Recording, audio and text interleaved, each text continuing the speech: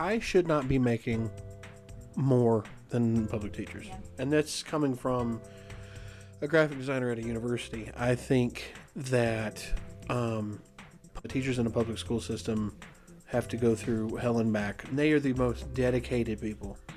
They're not trying to indoctrinate you. They're not trying to push an agenda. They're just doing their job, and they're trying to.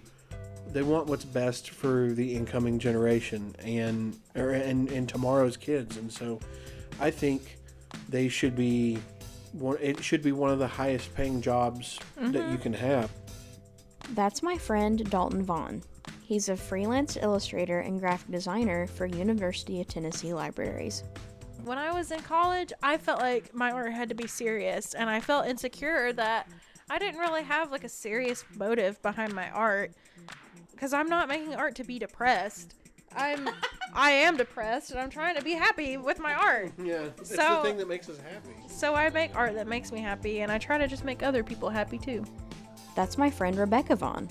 She's a ceramic artist and cake decorator at Magpie's Bakery in Knoxville, and together, Rebekah and Dalton are proof that Molly made friends. My name is Molly Perry, and I'm a graphic designer at Tennessee Tech University. I know lots of talented, funny, creative people, and on this podcast, we're going to be meeting a lot of them. Without further ado, this is episode 1 of Molly Made Friends. Thank you for joining me. But yeah, I think we should just get into it right now. Okay. This is episode 1 of Molly Made Friends. We are taking the leap. We are crossing that line.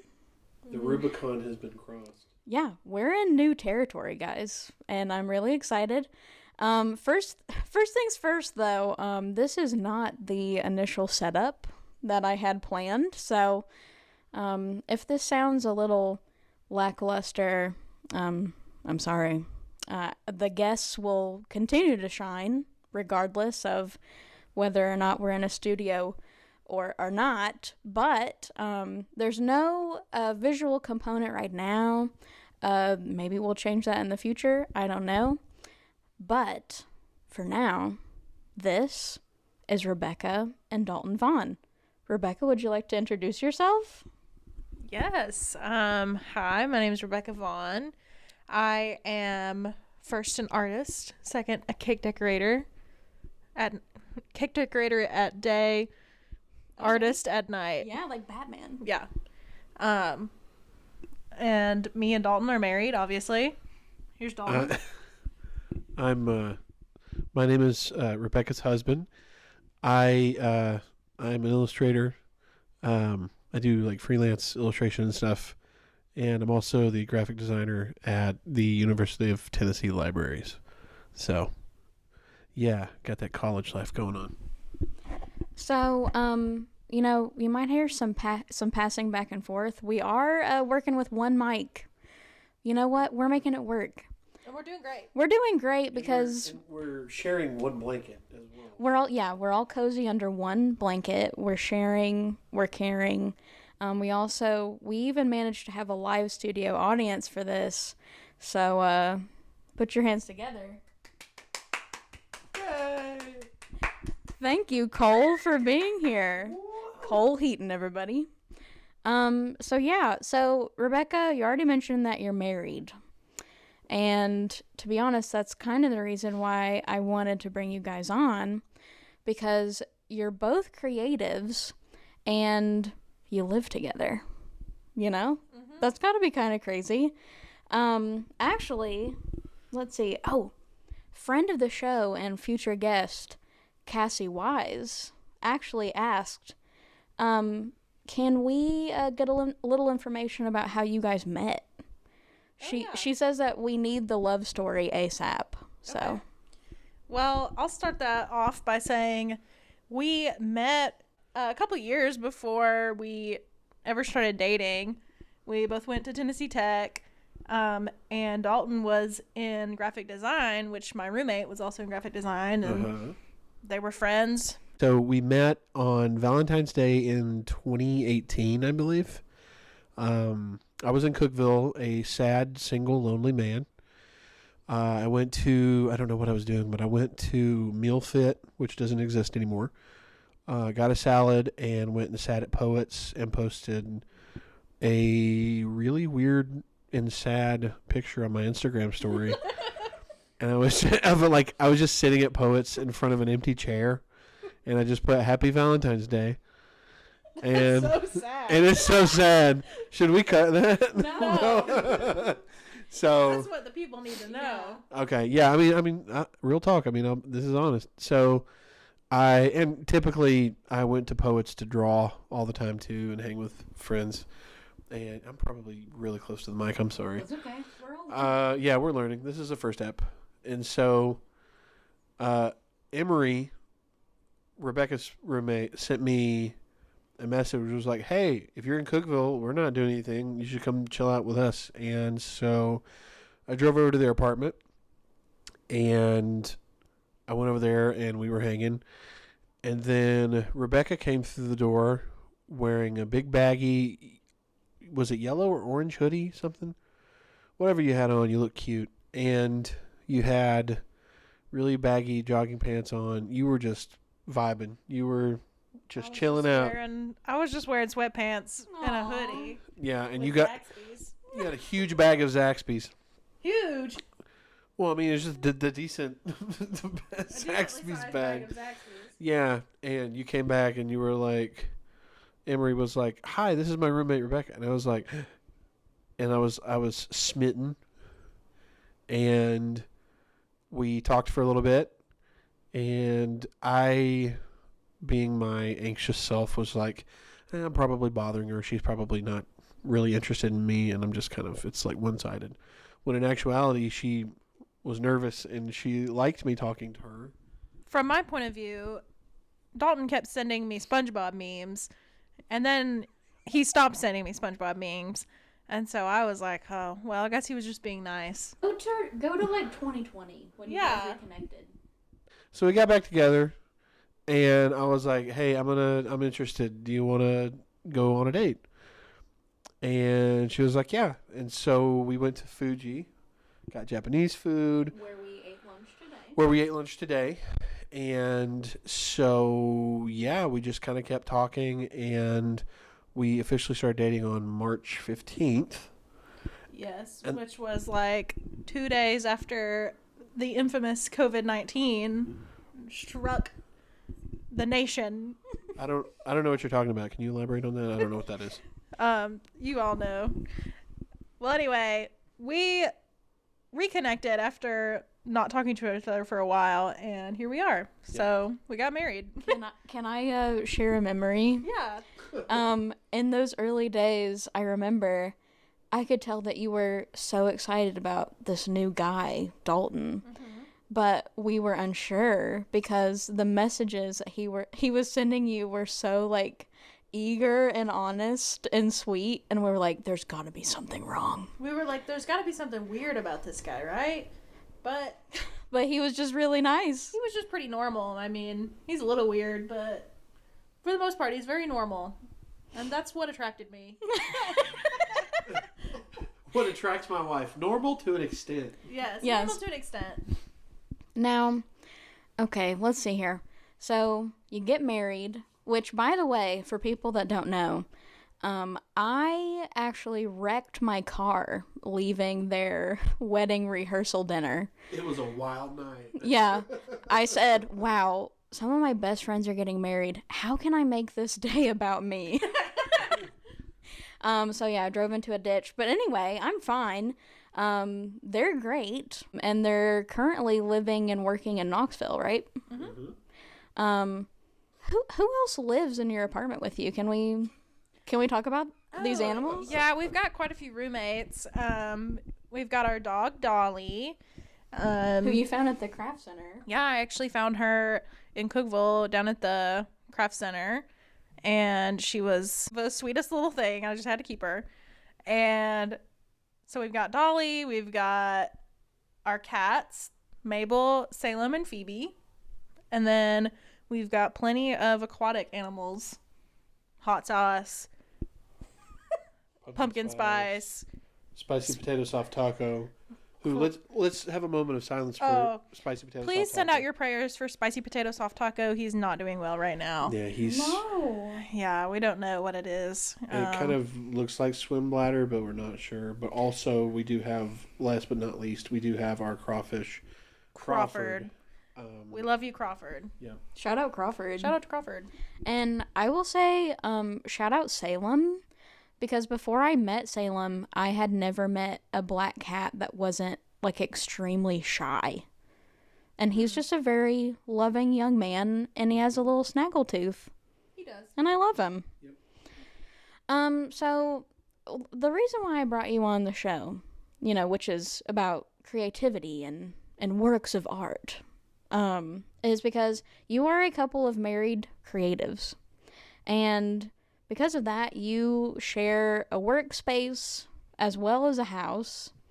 And, just as an artist in general, you're going to have a lot of weird, maybe relationship things happening with other artists. Like the old, let me compare myself to everyone problem. I certainly have that problem.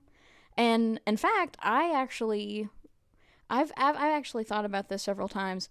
I don't know if I could be married to another designer, because I think that I would find myself constantly comparing my work to theirs, maybe their work ethic, maybe where they are in life to where I am, and that probably screams how insecure I am. But I think that natural insecurity is layered with an artist's insecurity. And actually, Vix Newman Fraser, recently married, and also friend of the show and future guest, Vix, asks, what are some of the challenges, potentially, of being a married artist couple?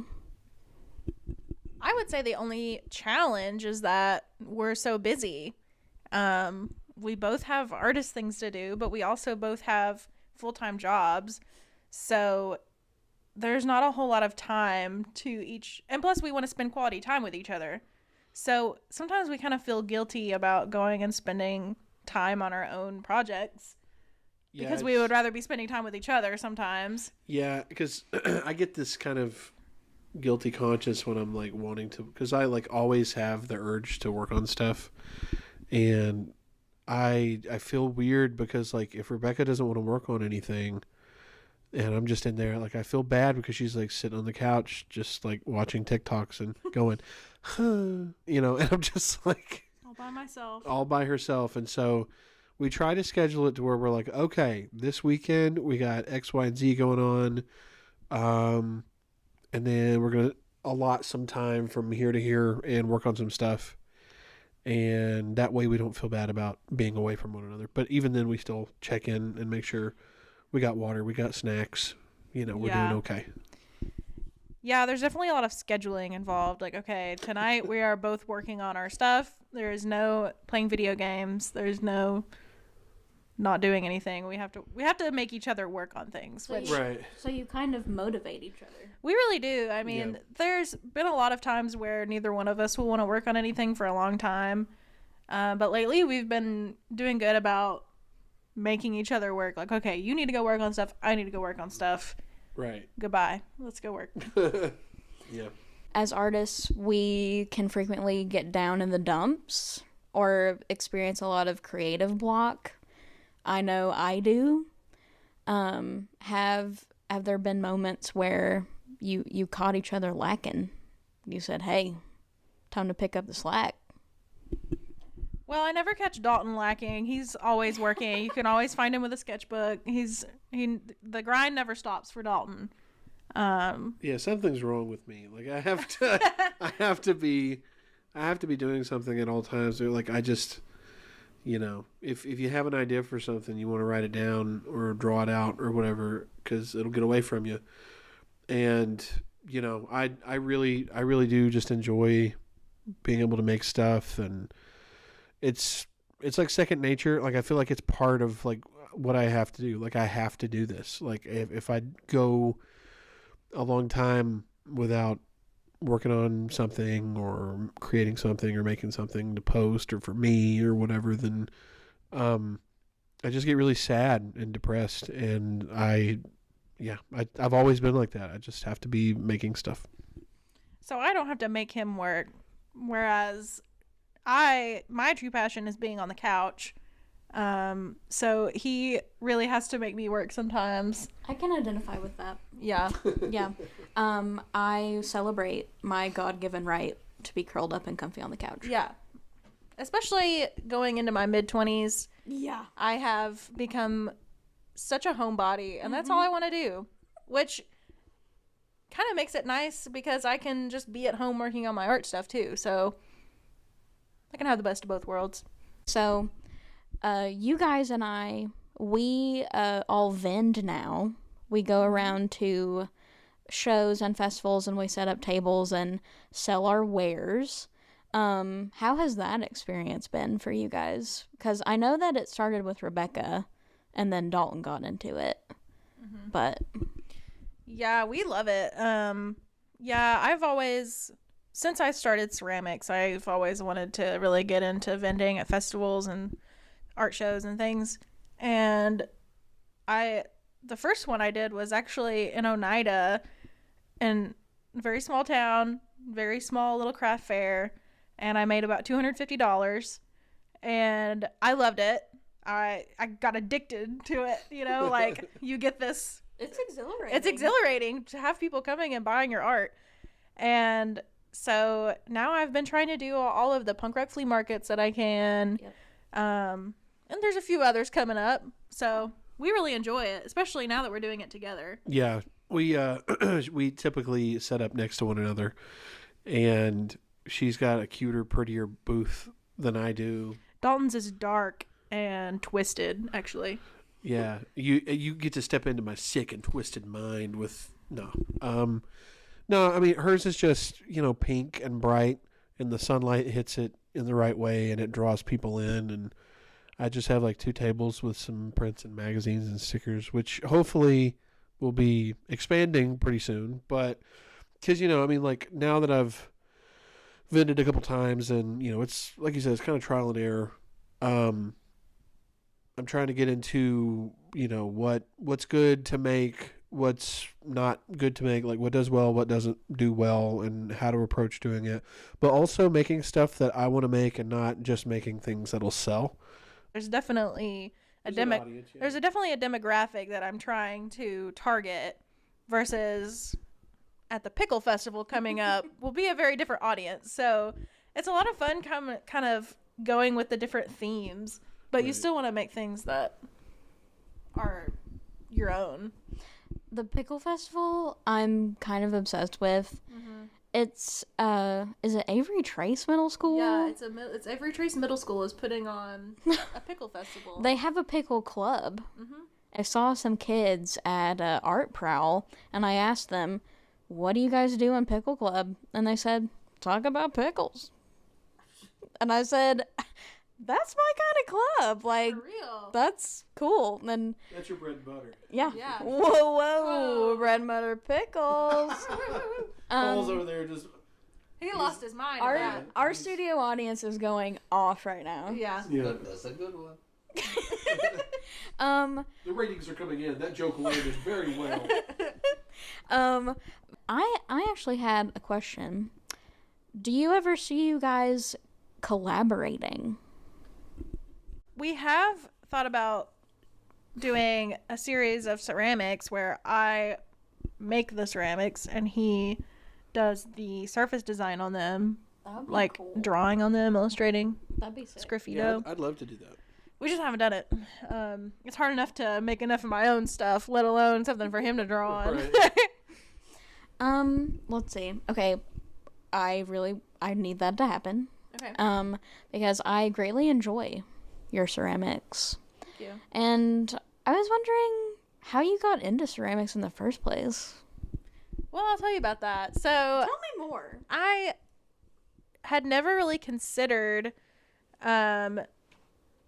taking any ceramics class. I mean, I never really considered getting into it until my freshman year of college, I had just changed my major from psychology to art education. I was miserable in psychology, and I was like, what can I do that is something that I actually like? And I was like, well, I know I can get a job if I teach, and I like art, so I'll just go into art education. And I had to take several different like studio art classes, and my first one was clay, and I just fell in love with it. I really liked how you could be there for like the whole process. We made our own clay. You sculpt whatever you're wanting to make. It's very hands-on, literally. And then you get to fire it. And if you've got the right equipment, you can even literally like make the fire that is firing it. So it's really just like such a hands-on process that is really exciting. Do you think that's why you're loving cake decorating so much? I have found a lot of parallels between pottery and ceramics, or pottery and cakes, because for one, even just they're both on a wheel. You're both turning on a wheel. It's in the round. You're almost sculpting with cake, just like you are with clay. True. So cake decorating came kind of easy, it came very quickly to me. And it's also very hands-on. I have not done very well in the past with jobs and things where I have to use my brain a lot, because I don't know why that is. I'm not stupid, but No. I don't know. I'm much happier when I'm working with my hands. I mean, well, you came from art education, which you mentioned, and just public education in general, I feel like would be a very nerve-wracking experience, and it's very mentally taxing. But I would like to get into how you switched from art ed to winding up at Magpie's Bakery. Well, it was kind of an accident to get out of education. I can't say that I really enjoyed teaching. There are a lot of parts of it that I really enjoyed, and there's a lot of parts that I really miss. Like, even now, I'm like, all the time I'll get thoughts where I'm like, oh, that would be a great lesson plan idea. Yeah. Or, that would be so fun to do with my kids. And so it's kind of sad to think that I may never get a chance to do that again, but it's okay. It's worth it for my happiness. Are you saying that because, I mean, the experiences that you had, were they honestly just like that bad that you just can't see yourself going back? Honestly, yeah. And there are a lot of teachers that would agree with me. Yeah. But anyway, I did my first year of teaching, which was my only year of, official teaching. And I fully intended to go back into the classroom the next year, but I couldn't. We had to move to Knoxville from where we were, and I couldn't find a teaching job in Knoxville in time for the next school year. So I just went back to my old restaurant job, and at Yassine's. Shout out Yassine's. Shout out Yassine's. Yeah. Let's go Yassine. But I went back to Yassine's and just to make money while I can till I find something else. And I came across this little bakery, and I was like, oh, that might be fun to apply and work there.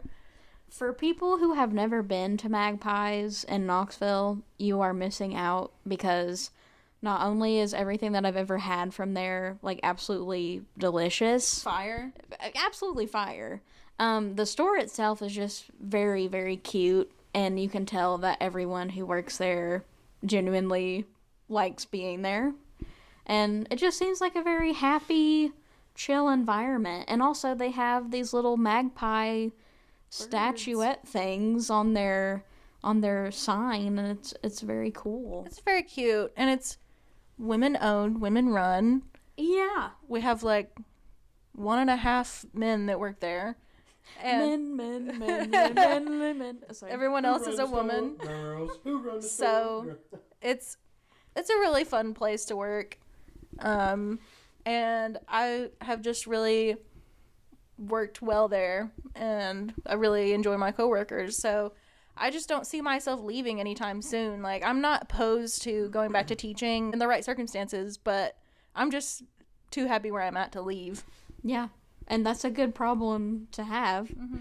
But speaking of changing jobs, I would say fairly recently, in my mind at least, Dalton started working at UT Libraries as a graphic designer, and I'm wanting to know how much you're liking working in academia, because as someone who works for Tennessee Tech, I love it. So what's your take on that? So yeah, I I really love UT. That was actually what brought me to Knoxville in the first place back in summer of 2019. I got a job as the communication specialist for the law school, and I was like one of the only people in that building who knew nothing about, law, or I didn't know what a bar exam was. I didn't know what anything meant, and I got confused for a student a lot. Because my office, I shared an office down in the law commons where all the students ate lunch. I was back behind the vending machines, and I shared an office with the admissions closet. So I was down there all the time, and in my little hidey hole. And when I came out, it was very bizarre for students to be like, "Well, like what was he doing?" So Why is that guy in that closet? Yeah, why is he all the way back here? And I got to smell a lot of people's lunches. That was great. Fish wasn't the best, but so yeah, I really love working in academia. I took a little bit of a break. We went and Rebekah got a job teaching, and so I tried to go full freelance for a year. It was not as fulfilling as I'd wished, so we ended up coming back to Knoxville. I got a job at a startup marketing place, which I won't drop the name because I don't want you going there because it's an awful business. Whoa. And yeah, I don't know.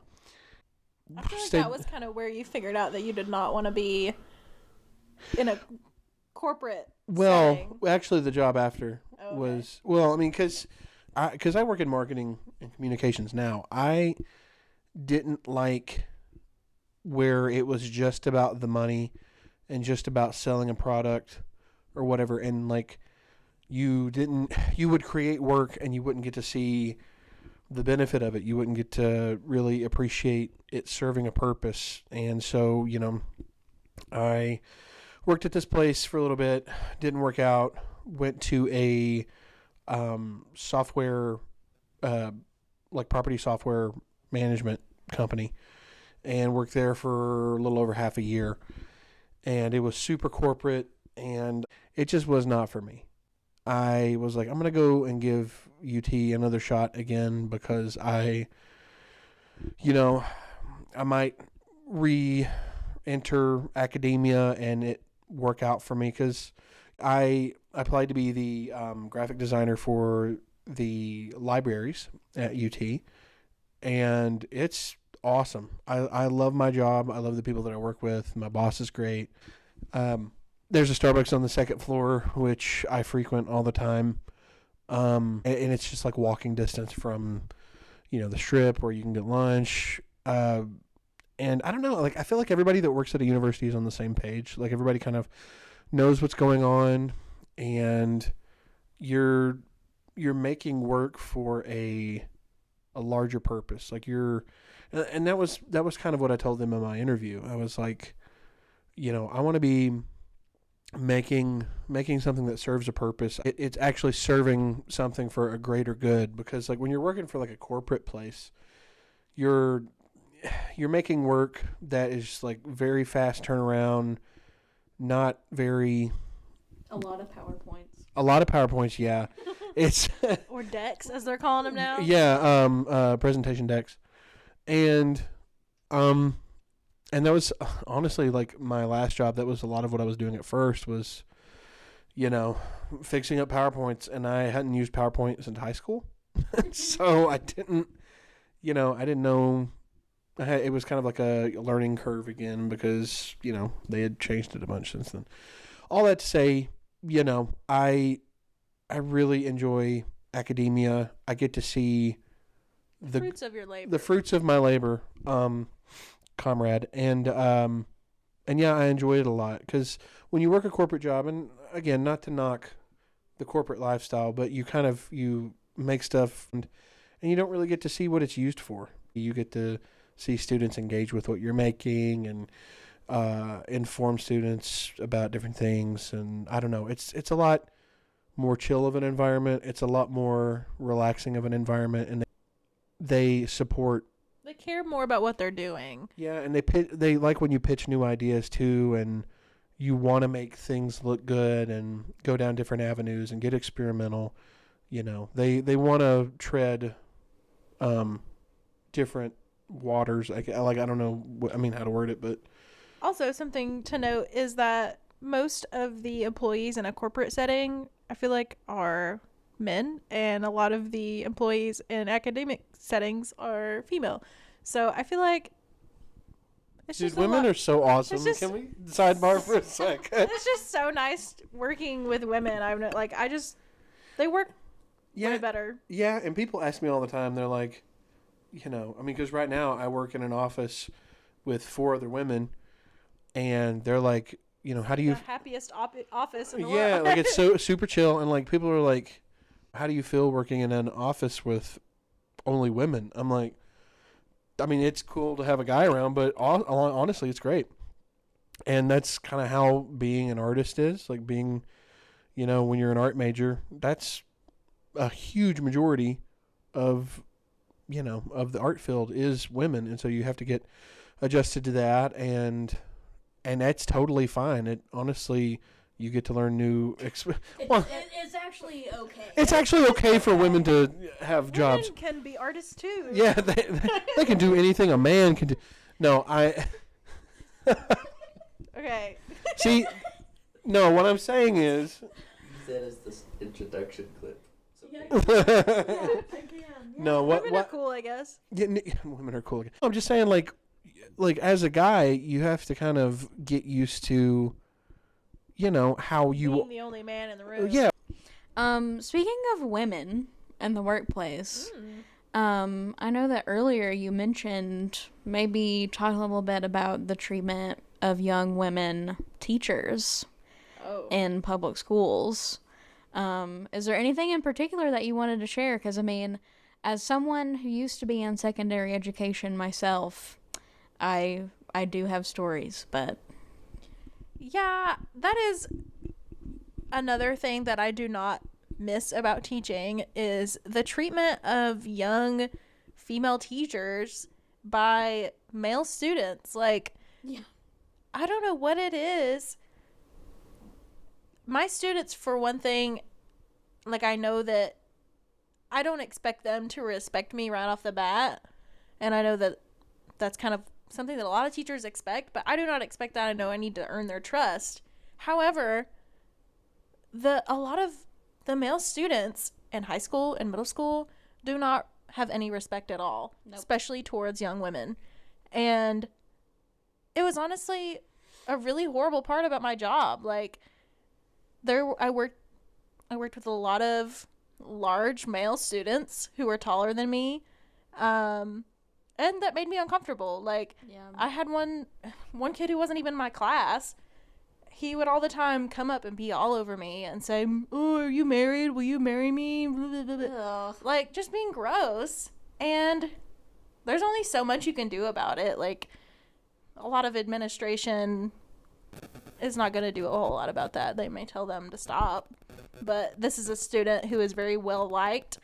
And, one of those who just doesn't get in trouble because it's like, oh, well, that's just the way he is. Boys will be boys. Boys will be boys. So, and I've heard a lot of similar experiences with women in the education field? One thing that's happening now, and I think this is for just all teachers, something has changed in kids. And, you know, whenever we were in school, which, by the way, Rebekah and I went to middle school and high school together, and Cole, too. Cole, who is also here. Cool. True. Back in my day, I felt like whenever I spoke to a teacher, there was a little bit of authority there. And in turn, I needed to show them the respect that was owed to them. And I think that there was also this sort of veil that was drawn between students and teachers because social media was not as prevalent or invasive as it is now. And I remember, I forget which favorite teachers you always wanted to friend on Facebook after graduation or whatever, but that was it. In order to see anything about these people's private lives, you had to wait until you were 18 years old. And I don't think that exists anymore because everyone has a TikTok, everyone has an Instagram, and especially kids. But, I mean, these kids are getting into it so young, and all that they're seeing is what I like to call the, I don't know what I like to call it. Everyone just seems so freaking casual now. Back in them days, we just used to put tacks on the teacher's chair, and she'd sit down and she'd go, ooh, you know, and then we all get Can't do that no more. Can't do that no more. No. Can't even use whoopee cushions neither. Nope. Well, my whole thing is everyone is so freaking casual now. Yeah. And it feels like all of these kids feel like they can just talk to any adult in any position of authority and say whatever they want. Because I think that they figured out that they can. Right. And one thing that's kind of scary to think about is, you know, these are boys who are, you know, doing this to a teacher. That is sexual harassment. And it's just, it's interesting to see what schools might figure out in the future, you know, to deal with the situation because they are still kids. So it's like, okay, well, what's the balance here? What can we tell them to do? What can we not? That's interesting to think about. But yeah, I mean, I've had a friend quit teaching altogether over something that happened because a male student was harassing her every day, and parents as well, which parents are usually, from what I've been told, not very helpful these days. I don't know if it's always been like that, but parents are, I don't know, more in your face now. I think that everyone is just more in your face.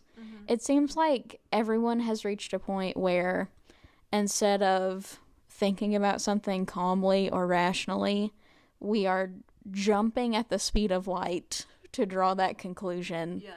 And to just be mad, to have an excuse to be mad. And you know what? Today I'm going to be upset with my kid's chemistry teacher. I'm going to show up and yell at her in the parking lot because that makes sense. How dare this qualified, hired official by the state think she's smarter than my 11-year-old? Yeah. My 11-year-old is always right. Exactly. Yeah. And yeah, I'm actually going to have a few more educators on the show later on. Vix especially. I want to know what they have to say about that. I need to hear more. Yeah. And I will say that I thank God every day that I wake up, that I changed my major, that I did not become a teacher. But It's definitely not for everyone. no. And like I said, I do miss parts of it, but when I think about like how I went into education, I was not thinking, oh, I'm going to do this because I have a passion for teaching. Mm-hmm. I have a passion for art, and I like sharing art and teaching about art. But teachers these days, in order to stay in it, you have to be fully dedicated. That has to be your passion. And it was not, I don't think it was for me. I thought it was, but it's something I'm just not built for it. You know, maybe you would have been more passionate about it if you had been paid properly. Yeah. Mm-hmm. And you didn't have to invest so much emotionally into these kids. Mm-hmm. It's asking so much of people to do that, and I don't think that, well, I'm sure that they understand, schools and government, whatever, they understand what they're asking of people, but until we can reach a point where teachers are paid justly for everything that they do. I mean, they are with these kids for 8 hours a day, and then working outside of school to create lesson plans and, you know, putting their own money back into their classroom and into their materials, until we can reach a point where they are making more than a living wage. Let me tell you something. If I can butt in here real quick, I should not be making more than public teachers. Yeah. And that's coming from a graphic designer at a university. I think that teachers in the public school system have to go through hell and back just to, and they are the most dedicated people. They're not trying to indoctrinate you. They're not trying to push an agenda. They're just doing their job, and they're trying to, they want what's best for the incoming generation and tomorrow's kids. And so I think they should be it should be one of the highest paying jobs that you can have because of, like you said, how much they deal with, what all they have to go through, how students can be, and having to work from home, and also being so underfunded that they have to personally buy their own school supplies in a lot of cases. Yep. It's ridiculous. Also, I just remembered, I don't know why I just remembered this, but 10 years ago, I started off as an art ed major. Oh, yeah. We've all left education here. Yeah, I mean, it's, well, and my thing was, I started in art ed because I mean, like, I wanted to do art, but I wasn't sure what to do with it. And I did it for a year, and it wasn't for me. And the graphic design major was new, and so I, jumped over there, and it was also the best decision I made was changing my major. And that's not to say that art education is a bad thing, or being an educator is a bad thing at all. It's not. It's just underfunded, undervalued. The parents don't care about the teachers. That's what's so sad, is that it's such an important thing. Like, it's so important to have art in schools, and it's so hard to keep them because of the treatment. Right. Well, and also like the pre-existing opinion that like I said earlier, like they're out to push an agenda, or they're doing something that they're not supposed. And it's just like, that's not the case. They're just opening your children's mind to how the world is, and they're doing it in baby steps. They're not like dumping everything on your kid. One thing that I was thinking about recently in regards to art education is we are living through a tremendous media literacy crisis right now. Oh, yeah. People can be swayed in any direction you want to sway them. And I think that if we had greater art education funding, maybe that wouldn't be such a problem anymore. But going back to graphic design, Dalton, one reason why I created this podcast, as you guys can clearly tell, is to bitch and moan. Yes. And I was wondering, you've worked in corporate, you've worked in academia, you've worked everywhere. Do you have a client horror story that you would like to share? I do have a nightmare client. Former client. Former client. I don't work with him anymore. I'll tell the nightmare story. And we'll name drop him too. We'll name drop him. I don't care. Oh. Well, should we? I think we should. I mean, Okay, yeah, let's do it. public knowledge. So, Call out. Woo! so, anyway, a couple years ago, they reached out to me and they were like, "Hey, we're a local business in Knoxville. We are, yada yada yada, and we want you to A design local coffee business, I might add. a local coffee." A local coffee bike business. I hate this guy. So, and obviously this is before I knew anything about everything going on. So, this was like 2021, 2020 or something. I don't know. So I'm putting together, he was like, "Hey, do you want to do some like labels for our coffee business?" And I was like, "Yeah, sure." He had a illustrator who used to do coffee labels for him in the past, and I don't know if there was like a falling out or maybe he just couldn't do it anymore. I don't know.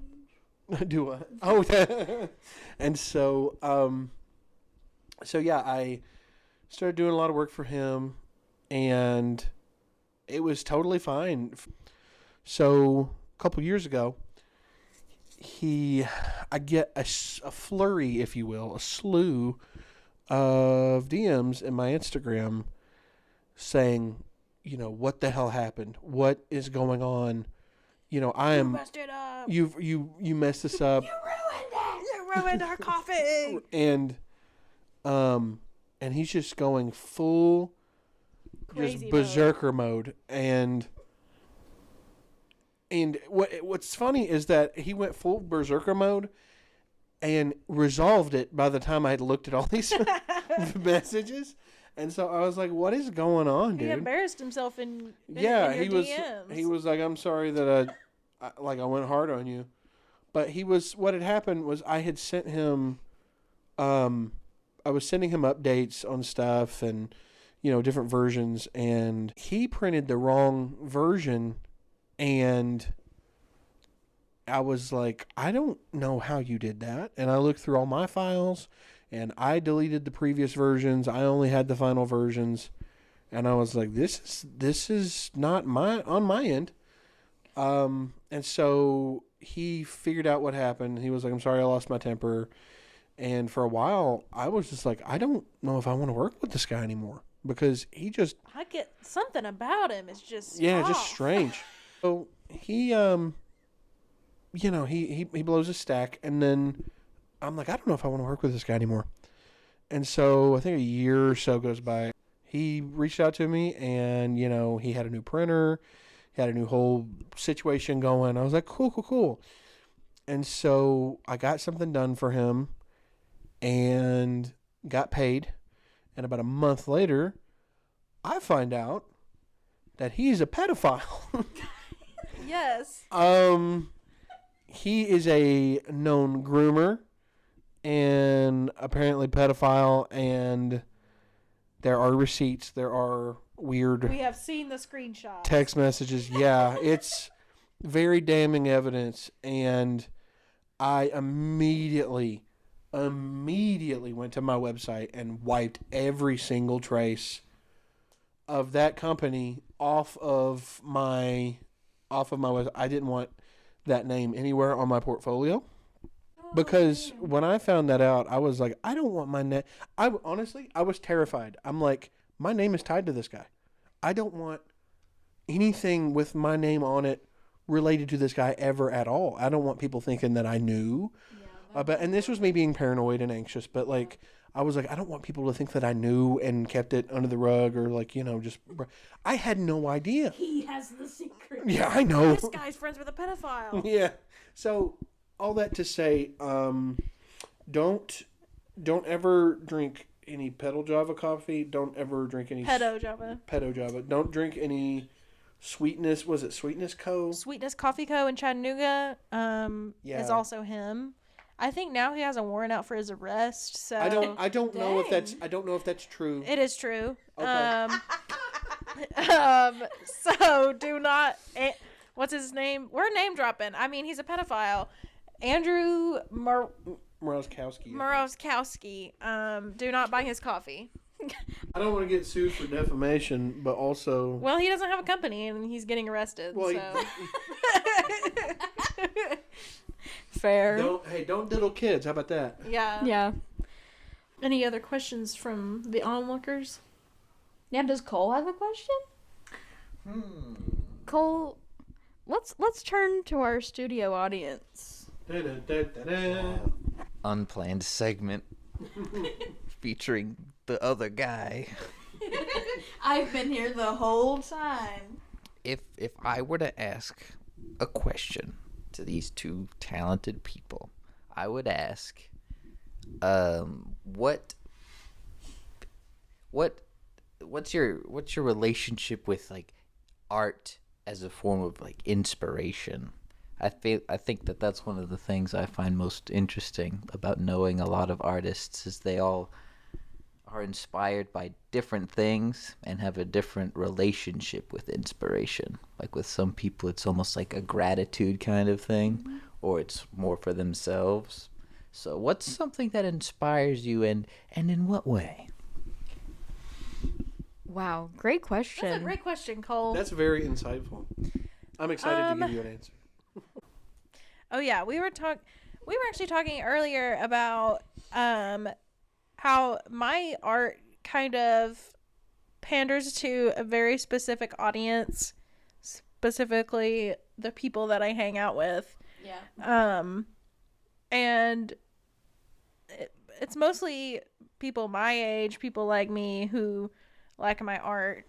So I really just get inspired by my friends and the things that we like, the clothes we wear, the colors that we like. I'm just all about having fun and Vibes. living in the moment, wearing fun colors, C'est la vie. And- Que sera, sera. using fun colors in my art. And that's really all there is to it. I mean, there's a few like deeper things that I get inspired by, but not a whole lot. Really, everything is just about happiness and having fun. Yeah.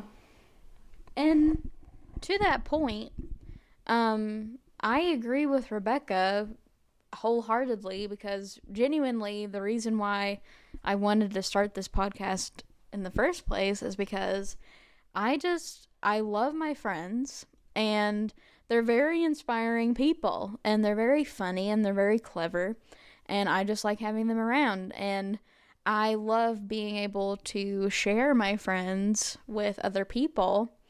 And I think that my goal for the podcast, in all honesty, is just to have a nice little time capsule of everyone in my life that I care about. So, yeah. Love that. Thanks. I love you. Wow, we love you. We love Oh, you too, Mom. shucks. Such a Well, good friend. My kind of inspiration a lot of the time comes from, stuff that I like. I'm a big. What kind of things do you like? That's a great question. So I grew up reading like Mad magazine and reading like weird comics that not necessarily. I mean, like I did read like superhero stuff, and non-superhero stuff because it was more interesting. Grew up watching The Simpsons, which has molded my sense of humor and my intellect forevermore. And I think I owe a lot of that to both of those mainly. And just being able to like question everything, and all of these things were put together by very, very intelligent people, very talented writers and artists. they lived way too long, and I still didn't get to meet them. You know what I mean? Like when you find out like your heroes are dying at like 108, and you still don't get to meet them, you're like, damn. So, but still, I owe a lot of gratitude to the people that definitely came before me and that inspired me and shaped who I am today. And my stuff, I feel like, is, it's always for me and what I like, and it's a way of self-expression. And if other people like it, it's great. And I'm glad that other people like it. But it's an ode to me and it's an ode to them, and just kind of carrying on that medium and carrying on that visual voice is what I plan on doing and evolving over time. And yeah. I feel like that's something that me and Dalton share, is that we really don't have a whole lot of deeper meaning to our artwork. And I feel like a lot of artists, especially in college when we were learning how to be artists, I feel like so many people have this notion that it has to mean something. All of your art has to mean something. It has to be deep. Speaking of college, this actually brings up a question from Ansley Stennett, friend of the show. Oh. Okay. How do you think your art has changed since college, and also your opinion, your views on art? Okay, well, since graduating, I have started to really hone my style, I feel like. You've come into your own. I've really started I will to say that. Thank you. I've come into my own. I really didn't know what I wanted my art to look like. I just knew that I wanted to make art a certain way, and the way that I don't know, I just didn't really have much of a vision, and now I feel like I really have a vision. So it just makes it a lot easier You were just cutting loose. I was just cutting loose, and now I'm locked in, really. So She's honing into her craft, as it were. Yes, I was tweaking for real. Now I'm locked in. No cap. No cap. If I may say, your vision, from my standpoint, is those cookbooks from like 2004, where it's a quilt pattern around as a border of the front of the book, and then maybe in the middle is an illustration of a rocking chair with maybe a teddy bear or a doll in it. Yes, And Way too much white Sleepy space. Time Yeah. Tea Bear. Yeah, lots of casseroles, Yeah. things that warm you.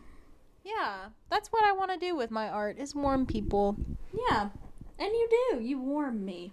Aw, I'm glad. Yeah. I want to freak people out. Dalton's just sick and twisted. Yeah, I want to make you feel uncomfortable. What was the other thing Ansley asked? When I was in college, I felt like my art had to be serious, and I felt insecure that I didn't really have like a serious motive behind my art, because I'm not making art to be depressed. I am depressed, and I'm trying to be happy with my art. Yeah, it's the So- thing that makes us happy. So I make art that makes me happy, and I try to just make other people happy too. What about you? Yeah, You wanna make other people scream in fear. I want to make people feel You wanna make Pe- people pee their pants. I want people to pee pee and poo poo in their pants and feel unbridled terror, shock, horror. No, I think as far as like how it's changed since college, if it tells you anything, I went to tech for 4.5 years. I graduated in the fall of 2017. That always sounds weird to say, the fall of 2017, because it sounds like It was the summer of 69. But it sounds we're gonna get copyright struck for that. No, it sounds like it's like a Roman Empire thing. The fall of 17. The fall of 17. Anyway, so I had to put together a huge portfolio with all of my stuff and redo a lot of my projects that I did for design, and I did that, and I never used it because I still was like, I want to keep crafting this and turning it into something, because I mean, I like what I'm making, but all the time I always like looking at the previous year or like old stuff and being like, man, I have improved. Because like you'll hit rock or you'll hit like, hurdles where you're like, I'm not getting any better. And then you look at what you did, it's February still? Mm-hmm. Like you'll look at February of last year and you'll be like, oh my God, I am getting better. It is improving. So, yeah, I think I definitely started to really, really whittle it down, like going into like the professional world. I will say Dalton's artwork has really loosened up since college. When I first met Dalton, he was so particular about his artwork, extreme perfectionist, which he still is. I'm very meticulous. He's very meticulous. I would sit there and watch him draw, and he would redraw the same line like 15 times before getting it right. I did this for you guys. He did it I for hit you guys. that undo button. I have carpal tunnel from hitting the undo button. From Command Zing over and over again. And that's just to make you guys give me 46 likes on my post.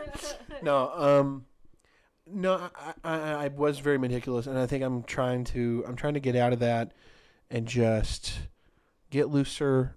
I've learned the importance. Shout out to one of my best friends, Ryan Garner, who I met at the aforementioned startup that will not be named, who is one of the best people in my life. And he taught me the importance of human mark making and how it'll change the world and keeping it prevalent. And so it's okay to make mistakes, and it's okay to leave imperfections in your work. And I'm still kind of working myself out of that. I'm trying to simplify. I think I'm finding my voice more. I think post college and into the professional world, I have been able to find what it is I like and what it is I don't like doing, and still being free to experiment and try new things and be versatile. I have come to realize that everyone okay, so I'm gonna sound like a tool for a little bit. Please do. I don't think that fine art is a thing. Oh yeah. Yeah. Fine art is something that someone made and perhaps put some meaning into, or hid some symbolism, whatever, made it out of XYZ material and put it in a museum or had some installation somewhere. And you know what? Our art was made with XYZ materials and was made with maybe some kind of meaning behind it, maybe a little bit of symbolism. The only difference is that the artist who made it, who made the quote fine art, is being a little pretentious about it. Yeah. That's my opinion. Yeah. It's a hot take, but I agree. I think craft art is just as valid, if not more important. Yeah. Kind of. One example of fine art versus what we do. Mm-hmm. At Art Prowl this year, which was my first experience with Art Prowl, and I think I speak for a lot of people and say that it didn't go very well. For those who don't know, Art Prowl is a art festival in Cookeville, Tennessee. Yes. It's been going on for a long time. It's always been a great event. Mm-hmm. I've always wanted to go. In years past, it's been fantastic. Yes. Other people have made great amounts of money there. This year, notably, I think we all had friends that participated and did not enjoy it. We Yes. all participated in. It was something else this year, man. It was not very fruitful, I will say. Mm-hmm. But one thing I noticed is that a lot of people who came by my booth, especially older people, who are there to see fine art, I feel, Yeah. I'm imagining, they would look at my table and just kind of like give me The side eye. the side eye, and they'd say like, "Did you?" I thought this was fine art. They would say like, "Oh, you made this?" And yeah, everything's handmade by myself, my home studio, and oh, it's cute. Like I get so much of that, and yeah, my art's cute or whatever, but it's like they really just don't take you seriously. Yeah. Yeah. And it's kind of hurtful, and it makes me really not like a lot of fine art, because I'm thinking like, okay, who is this and how much money do they have? Because I feel like that's the only reason that this artwork is popular. And why are you better than me? Yeah. Yeah, can I step in real How are quick? you better than me? Yeah, so for all these people who, well, for people who interact with artists like that, and you don't have to dig what I do, you don't have to enjoy what I do. That's okay. For all those people who kind of come out and just act hoity-toity and are just holier than thou and quit the bullshit. All right, I'll go ahead and say it. I don't. It's an act. Don't buy art to support artists and to support people who are trying to be creative and trying to express themselves and just want to make things to make the world happy and to make you happy and to make themselves happy, and not to be sold at Sotheby's for like $1 trillion and to be sold over the phone so you could get a tax break. That's my opinion. And, I mean, I'm not in this to get rich. I'm not in this to make a ton of money. I'm in this because I want to do it. I love to do it. And boomers who come through and have six-figure salaries or whatever and live in a nice house come and go, oh, that's cute or whatever, and like totally throw you under the bus for no reason. And it's just like, what are you doing? Like, I don't know you. You're not better than me. I can speak to this. Go ahead. So, okay, here's my thought.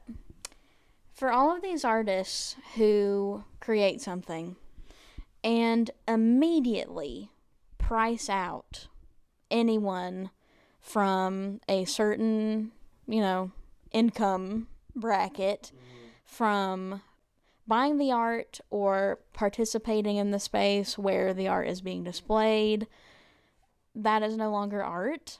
That is an investment piece for some rich person. And if there is a financial blockade between the common man and your art, then I think that the meaning is probably lost at that point. Yeah. But yeah, You serve. Sorry to sound. I don't mean to sound like, too super radical, but also you serve the people and not the dollar. Like, you're doing this because you want to share yourself with the world, and yeah, to make a buck is nice, but that shouldn't be the entire reason you. I probably said this earlier, but like, that shouldn't be the entire reason you do what you do and you create what you make. Because, like, yeah, anyway, I don't want to go down that road. I'm looking at all the Chihoulis of the world. Oh, Chihuahuas. yeah. Am I? Yeah, the one-eyed guy. The it glass glass artist. All the Oh. little swirls. I'm thinking of like Cause and like Who? KAWS Cause. Oh, and the like, figurine guy? Yeah, the guy who blatantly ripped off Bill Morrison's Simpsons Sgt. Pepper's cover and made like several $1 million of it and did not give Bill Morrison any of it. And Chihuly. And Cholula or whatever she's saying. I think his name is Chihuly. Yeah, I'm pretty it sure is. it is.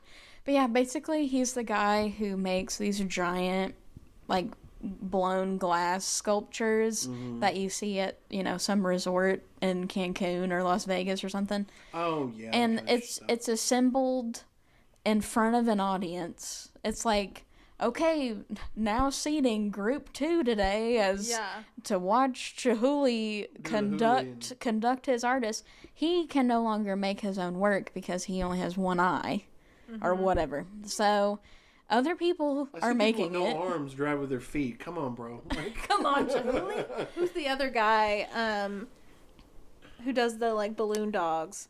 Oh, That's yeah. Jeff Koons. Jeff Koons. Jeff Koons. Yeah, Yeah, lame. Him too. Yeah, they're like the primordial NFT. Yeah. Yeah, it's just for investments. It's stupid. And you know what? I'm going to make my little bumper stickers that say Dr. Pepper is my personal physician all day long. And I'm going to have a smile on my face while I do it. Okay, how about this? Don't let the money influence you, but also how you look to other people. Yes, that's the main Right, thing. yeah. Because I think a lot of people are going after the, troubled genius artist route Do you want to see how that worked out for Kanye? He went so far down the troubled genius route that he circled around and found the pool of hating Jews. Like, how do you get there? Yeah. How do you get there, dog? Like, you ruined it. Don't become like Kanye. Yeah. That's our advice yourself. today. They're making the Twix bigger. They're trying to make us fat. That's our advice today. Be yourself. Be yourself. Don't be a Nazi. Be who you want to be, Barbie girl. Mm-hmm. But before we go, I wanted to ask if you guys have anything on the horizon, event-wise, or maybe some new projects that you're working on that you want to announce. Yeah. So we will both be at Punk Rock Flea Market Murfreesboro on April 20th. I will be at the Avery Trace Middle School Pickle Festival. Come on out and get your pickle on. Come on out. There will be pickles, picklers, pickled merch, lots of pickle-themed pickleball. object, pickleball, anything pickle. Pickle lovers, come on out. That'll be May 4th. Any projects? Anything else you got coming up? Well, I mean, We'll also probably be at the Punk Rock Flea Market in Knoxville. whenever that is, yeah. Whenever, we don't know what that is yet, but we will be there. But September-ish. I am gonna actually be trying to pitch myself more to do a lot more like editorial illustration stuff, or just doing, just trying to find more freelance work. I know, like, they broke the news that Oni Press is starting to print new EC comics.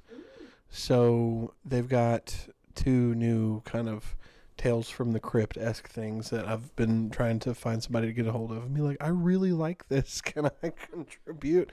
Can I send a portfolio somewhere? So hopefully I'll get in touch with somebody and hear back. I want to get back into pitching New Yorker cartoons. I think that would be fun. And for the longest time, I've been wanting to write a horror comic, but I've got kind of a general idea of what I want to do. I think that's it.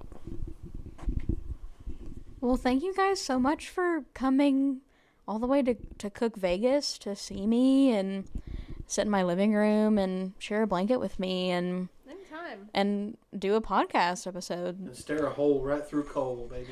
Yeah. We haven't lost eye contact with Cole this entire time, actually. He's actually cowering right now. It's been kind of cool. But I mean, who can blame you? I mean, look at him. What Yeah. a punk, dude. It's a good thing there's no video component. Yeah. I'll tell you that much. Yeah. He just glows, and it would be like light refraction off Yeah. of the lens. You and guys wouldn't be able to He's too omnipresent. Like, you make can't- direct eye contact. It's like Edward from Twilight. Yeah. Yeah. But yeah, thank you for being my guest for episode 1, and episode 1 is now complete.